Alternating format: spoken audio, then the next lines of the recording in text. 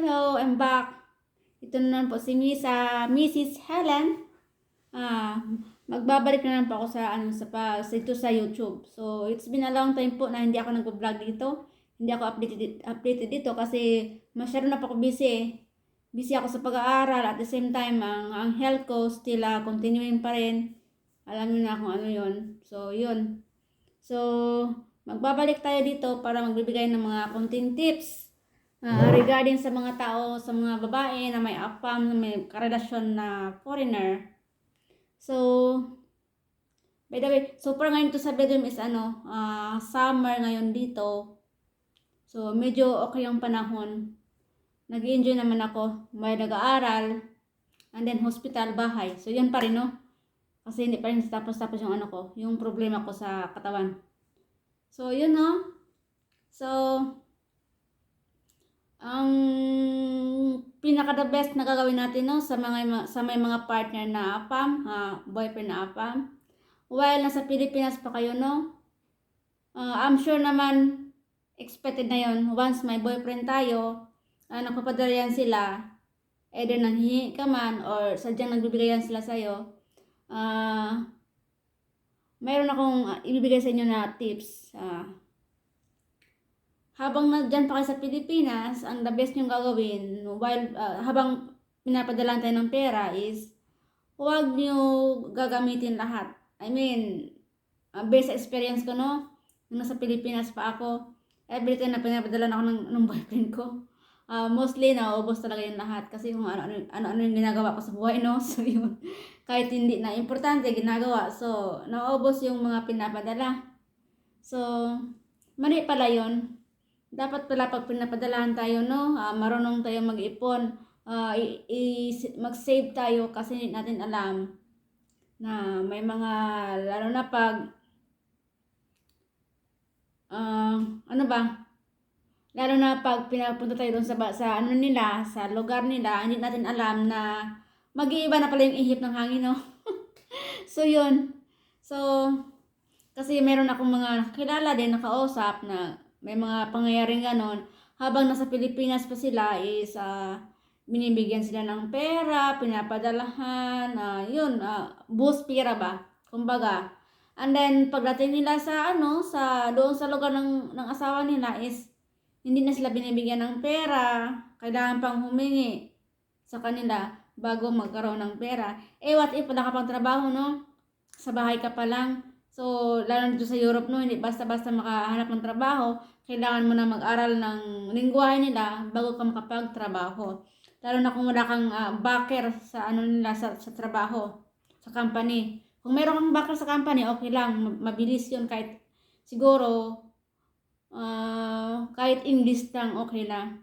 Meron namang mga company dito sa Belgium na kahit English lang yung language na alam mo, matatanggap ka pa rin. Depende sa hiningi nila na language. But more on talaga, kailangan marunong ka mag-Dutch. So, yun. Hindi ka basta-basta makapasok ka ng trabaho. So, wala kang pera kung hindi ka bibigyan. So, best advice ko sa inyo, no, huwag nyo ubusin lahat yung mga pinapadala sa inyo. Mag-savings kayo, mag-ipon kayo. Kasi, at least, pag pumunta ka doon sa lugar ng husband mo o ng boyfriend mo, hindi ka hingi sa kanya ng pera. Lalo na pag hindi sila magbibigay, kung hindi mo hingi kasi ganun yun sila, pag hindi ka manghingi, hindi sila magbibigay. So yun, mag-ipon ka. At least pagdating mo sa ibang bansa, may pera ka pa rin. Magagamit mo rin mo yan kasi mayroon kang bank, yung Mastercard, magagamit natin yan sa ibang bansa. So okay natin yung gagamitin. So yun. Yun talaga ang pinakamahalagang advice ko sa inyo. Mag-ipon, huwag ubusin yung pera na pinapadala sa inyo. At least may baon kayo pupunta sa ibang bansa kasi alam niyo na, wala tayong kapira-pira, no? Pangit yung lagi tayong nakadepende sa kanila. Best experience ko, no, hindi ako sanay magdepende eh. Since hanggang ngayon wala pa akong trabaho, so wala akong ibang magawa kung hindi manghingi. Kasi hindi yan sila magbibigay ng pera kung hindi ka manghihingi. Ewan ko lang sa ibang sa ibang mga couples or mga magjowa. Iba talaga. Mag-iba yung ihip. Basta ang sabi ko sa inyo, mag-iba ang ihip ng hangin once nandito na kayo sa lugar nila, compare sa, nandyan pa tayo sa Pilipinas kasi lagi tayong pinapadalahan. So, yun, may pera tayo, di ba? So, yun ang masasabi ko sa inyo, no? Be aware. At saka, ano pa ba? Siyempre, hindi rin natin maiwasan na minsan, ano ba, magkasamaan ng loob, mag-aaway, pero based sa experience ko, no, sa akin, sa husband ko, more 1 year and 6 months na ata ako dito or 7 months. Hindi pa naman kami nag-aaway, no. So, iba kasi yung ano ko, once na iba kasi yung kasama ko, once meron akong hindi gusto, sa akin naman, sa side ko, once meron akong hindi nagustuhan, dumidistansya ako, hindi ako nagsasalita.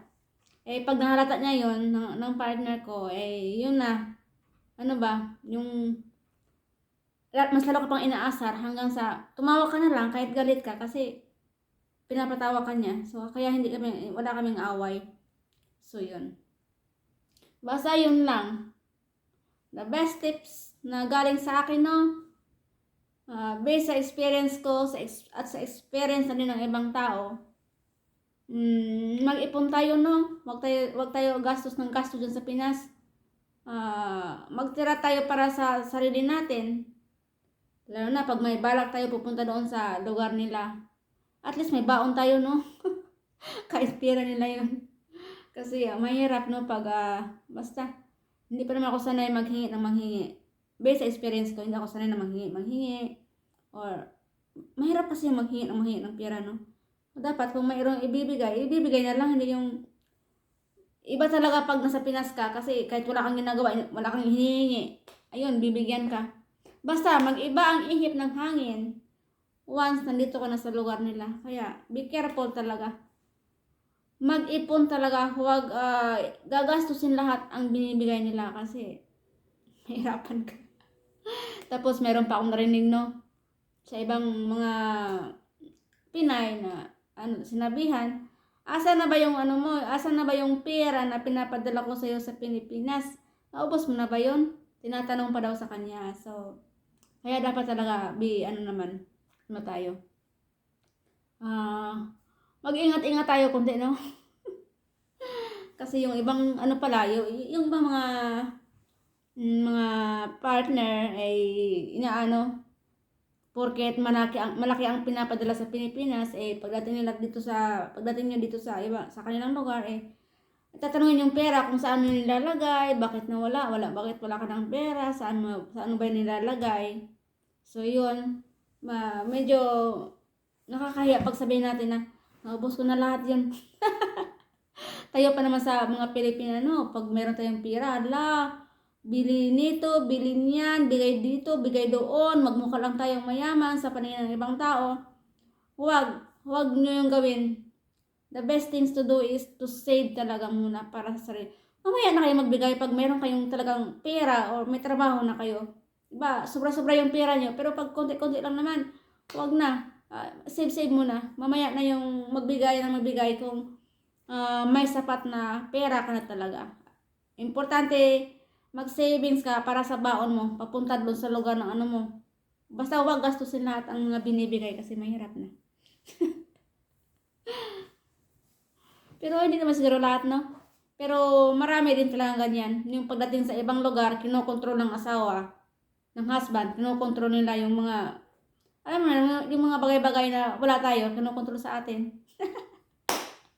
So yun, mahirapan ka talaga pag buhos ka sa Pilipinas na hindi ka magsasavings. So yun, no? At least kahit konti meron ka. Kahit pambili mo ng mga, yung pampaganda. At least sariling pera mo. Ay, nabuhay ba naman. So yun, no, ang ma-update ko sa inyo. Pasensya na, hindi ako masyado nakapag-vlog kasi busy talaga ako. Isa pa, basta busy ako sa buhay ko dito sa Belgium. Kasi nag-aaral na naman ako. Tapos hospital na naman, bahay. So yun, nakalimutan ko na hindi ko nakalimutan pero busy lang talaga ako. Pero ngayon gumagawa ako ng paraan na kasi ang naisip ko, magbigay ako ng tips regarding dito kasi I'm sure maraming Pilipino na ganun ang sitwasyon ba.